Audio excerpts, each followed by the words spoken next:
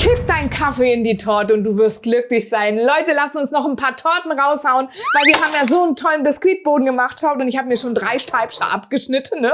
Und Kaffeesahne-Torte macht glücklich. Und dafür brauchen wir natürlich Sahne, die schlagen wir uns jetzt mal steif. Da geben wir dann immer nach und nach so ein bisschen Zucker mit Sahne steif dazu. Ruhig ein bisschen mehr Gummi, ne? Ich brauche mal einen Spritzschutz. Moment. So, ne? Nicht, dass man alles nass spritze da mit Sahne, ne? So, Sahne ist fertig und achtet auch immer drauf, dass er nicht zu lange schlagt, sonst wird die zu butterig und dann fängt es an zu wässern, das ist dann blöd. Also so passt grad, ne? Und jetzt brauche ich so ein Spritzbeutelchen mit so einer großen Sterntülle. Da fülle ich mal ein bisschen was ab für die Deko, ne? Der Rest vom Löffel kann man auch aufnaschen, ne? Macht ihr doch bestimmt auch, nicht bloß immer ich. So.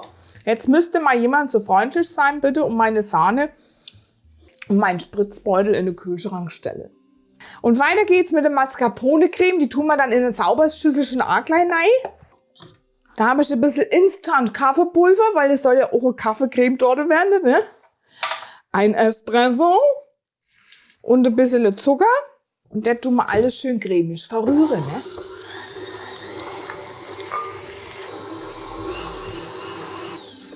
Ich sag euch, das riecht dermaßen nach Kaffee, das ist der Hammer, Leute. Und jetzt habe ich hier noch mein Tortenringle, ne? Das spannen wir jetzt hier drum noch, gell? Und dann später machen wir nämlich auch ein Nugget Cake. Das heißt, wir tun doch gar nicht draußen rum. Das ist außerdem modern, das sieht auch toll aus, ne?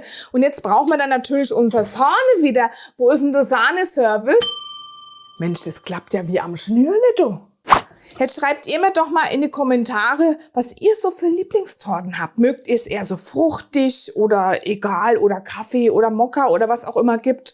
Irgendwie was Besonderes? Weil wir haben ja auch schon so eine Himbeersahne mal gemacht mit so einer Baiserhaube oben drauf. Das ist ja auch der Hammer, ne? Und jetzt müssen wir dann hier die Sahne so langsam mit dazugeben, ne? Und dann tun wir es langsam unterheben. Habt ihr auch so Reste-Nascher dann? Gibt bestimmt einen Reste-Nascher da hinten, oder? Ihr habt's gewusst. Und da habe ich hier so eine Gummilippe dran. Damit kann man das dann so schön vermengen.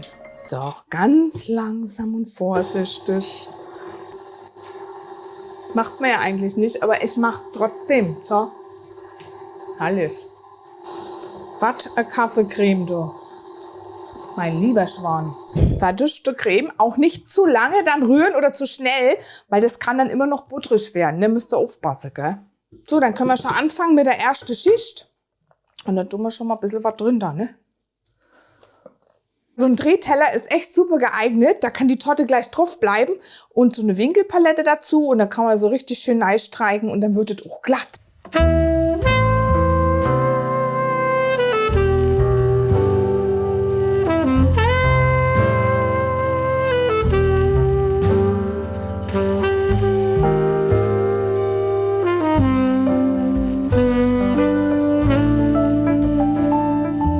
Und ihr seht, wie zackig das geht. Und jetzt kommt schon die letzte Schicht. Und dann nimmt man immer den Boden, wo auch noch so ein bisschen Backpapier drauf ist, ne?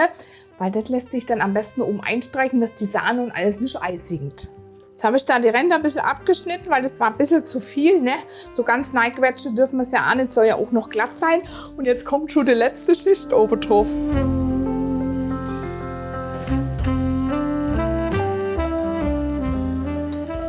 Und so können wir es jetzt noch mal eine halbe Stunde kurz ein bisschen durchkühlen lassen. Und jetzt gucken wir mal, jetzt ist die so richtig schön durchgekühlt hier, ne? Und jetzt können wir es dann praktisch finalisieren. Und das heißt, wir müssen erst einmal den Ring entfernen. Aber Leute, ich sag euch was, ich wollte eigentlich einen Nugget Cake machen, aber ich habe jetzt noch so viel übrig. Da streiche ich jetzt einfach den Rand auch noch schön ein. Und wenn ihr was übrig habt, könnt ihr natürlich auch so eine Alternative wählen. Dann macht ihr einfach so kleine Desserts im Glas draus mit bisschen Boden, bisschen Creme, noch Sahne drauf, geht auch, ne? Weil wegschmeißen ist ja irgendwie uncool. Und da gibt's immer welche, die naschen.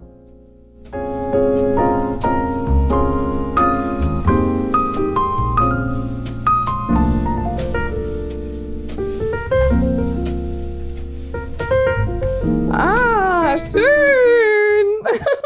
Mensch, ist das toll, Leute. Ich sag's euch. So eine Kaffeesahnetorte ist natürlich der Oberhammer. Und die müssen wir jetzt noch einteilen. Und zwar habe ich hier so einen Tortenteiler. Da steht einmal 12, muss ich mal gucken hier, ne? Und dann tun wir die einfach so mittig ansetzen. Und dann tun wir unser Stückchen Eiteile, ne? So, jetzt brauche ich noch mein Sahnebeutelchen, ne?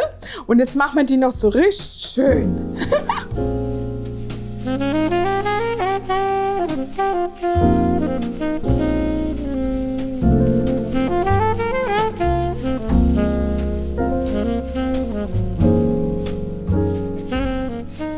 Guck, und jetzt haben wir auch noch was übrig, geil, für unser schönes Dessert. Das kriegt jetzt auch noch ein Sahnehäubchen drauf, ne?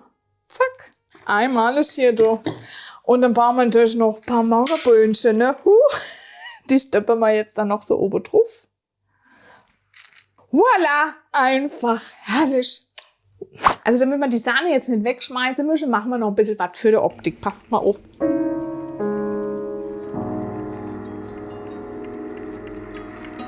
So, wie findet ihr jetzt meine kleinen süßen Sahnetupfelchen? Jetzt haben wir unsere Sahne noch ein bisschen aufgebraucht. Einfach toll, klassisch, lecker, Kaffeesahnetorte. Ein Gedicht.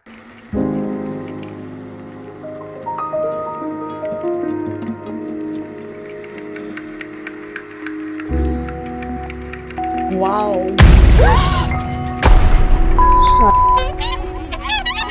Mensch, Leute, schaut euch das mal an, das ist ja unglaublich, oder? Aber davon lassen wir uns die Laune nicht verderben. Nein, ist euch sowas auch schon mal passiert? Na Mensch, da sind doch manche bestimmt schon ganze Torten runtergeflogen. Schreibt's mal in die Kommentare. Und guckt mal hier in den Querschnitt, das ist eine richtig tolle Kaffeesahnetorte. Und auch das Stückchen kann man hier genießen. Immer positiv denken. Wir sehen uns bald. Ciao, ciao, macht's gut.